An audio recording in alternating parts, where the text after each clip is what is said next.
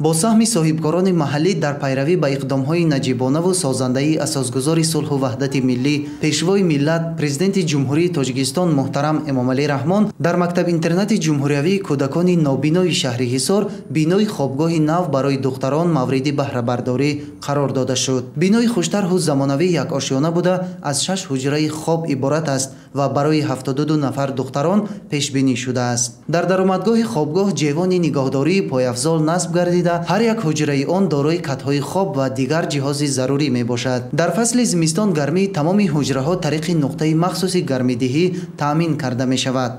نقطه های خدمت رسانی سانیتری و گیگینی در داخل بینا جایگیر بوده برای استفاده هر روزه باشندگان آن راحت و قلای می باشد. طبق اطلاع کارهای ساختمانی در بینای خوابگاه یک سال ادامه یافته با مصالح ساختمانی خوشصفت بنیاد گردیده با سطح و صفت بلند به انجام رسانیده شد. حالا در این مؤسسه تعلیمی 230 نفر تربیت گیرنده به تحصیل همه‌جانبه فرا گرفته شده است و آموزگاران و مربیان جهت تعلیم و تربیت و نگاهوبین باشندگان آن کوشش می‌نمایند تا نسل نورس را در روحیه وطن دوستی و خویشتن‌شناسی به کمال رسانند. با مناسبت افتتاح بنا در صحن مؤسسه از جانب خوانندگان مکتب اینترنت چاره‌بینی فرهنگی دایر گردیده با تشبثکاران اقدام چون رمز سپاس و احترام شعر و ترانه‌ها ارمغان نمودند.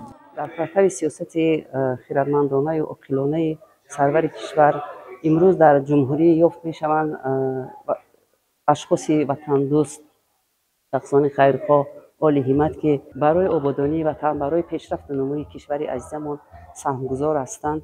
از طرف صاحبکاران وطنی طول یک سال می شود که ساختمانی من همین خوابگاه برای دختران بنا یافته بود و امروز کشاده گردید که برای 72 نفر دختران جای با 6 حجره و با تمام شرایط های زمانوی برای بود و باش خوانندگان فراهم آورده شد. ما مینداری خیش رو پیش از همه به حکومت جمهوری تاجیکستان بعد به چنین سخاوتمندان و شخصان خیرخواه سخاوتکشه مینداری خود را بیان مینماییم که امروز در پیشرفت جمعیت ما در پیشرفت ساحه علم و معارف بی‌طرف نبوده. من تمام شرایط ها رو برای بود باش خوانندگان ما فراهم آوردند. این اقدام بنیادکارانه صاحبکاران خیرخواه در عرفه تجلیل از روز آموزگار و روز زبان دولتی به خوانندگان مکتب اینترنت تحفه ارزنده بود، زیرا دختران این درگاه با شرایط معاصر زیست در خوابگاه نو تامین کرده شدند. مینداری خویش را به اساسگذار صلح و وحدت ملی پیشوای معظم ملت پرزیدنت جمهوری تاجیکستان محترم امامعلی رحمان میرسانیم که به ما خوانندگان شرایط خوب برای تعلیم فراهم آورده اند و به صاحبکارانی که برای ساختن خوابگاه نو و زمانوی سهم گذاشته اند مینداریم. قابل قید است که غمخواری نسبت به یتیمان و معیوبان، بی‌پرستاران و شخصان نیازمند در سیاست اجتماعی حکومت جمهوری تاجیکستان دارای جایگاه و موقع خاص بوده.